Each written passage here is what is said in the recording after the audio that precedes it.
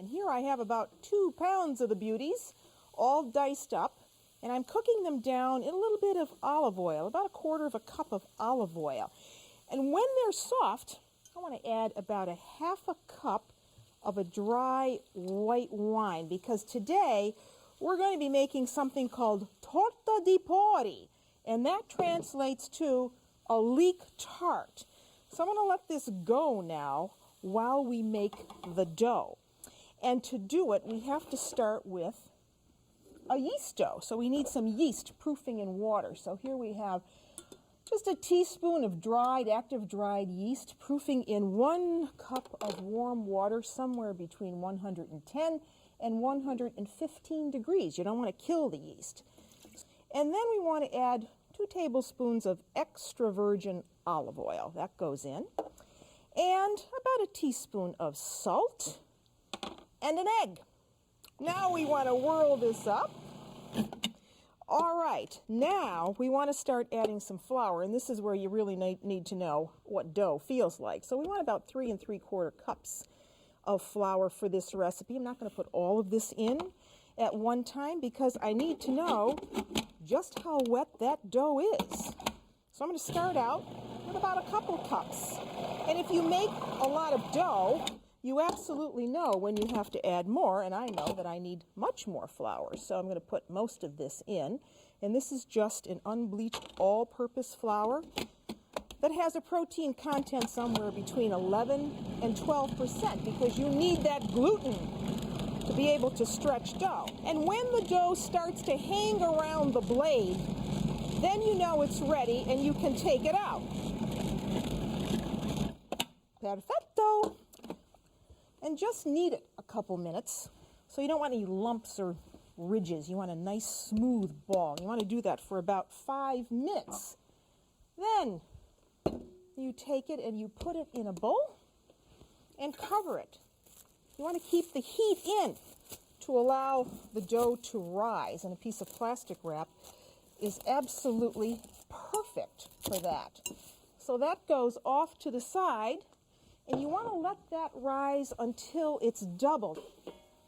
All of those cooked down leeks go in this bowl, because now we have to cool this down. To do this tart, you need a 10.5-inch tart pan. And this is a tart pan with a removable bottom. You can find that in any kitchenware store. So lightly spray it with some vegetable spray. Then you bring up the beautiful risen dough that you made. And it looks like that, folks. Isn't that beautiful? And now you want to punch that down so you can distribute all of those wonderful yeast cells that need more sugar to grow on. So give it a few kneads. And then we're going to cut this in half. And now we do need a little flour on the board. And we want to roll this out to fit our tart shell. So now, if you have made the dough correctly, it should roll out beautifully. It should be nice and stretchy. And it's stretchy because you have used the right flour.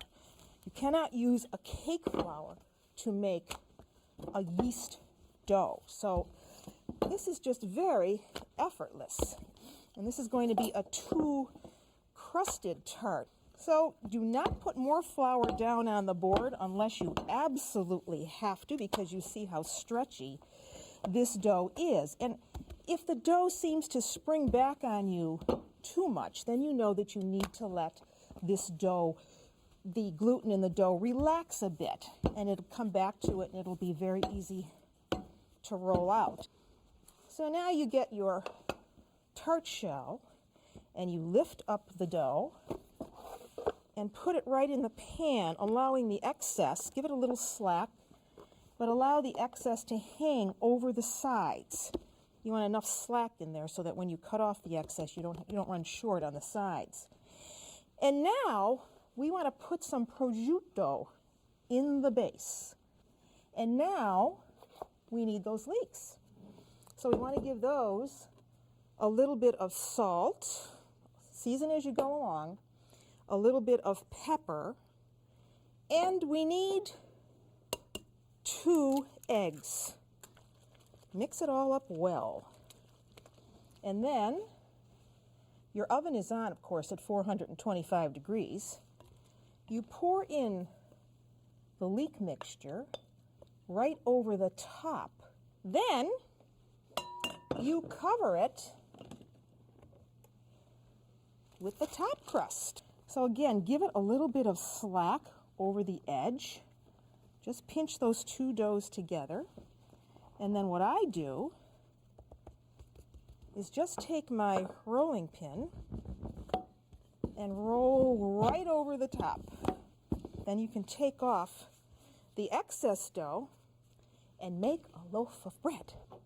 Let this rise for about 20 minutes or so. And then you give it a little bit of an egg wash over the top. And you're going to want to put a vent right there to allow some steam to escape. Okay, so I'm going to brush this nicely and let this rise. Okay, so it goes off to the side now. My oven is on 425 degrees. I wish I could spend more time with you. The tart's going to go in. 45 minutes later,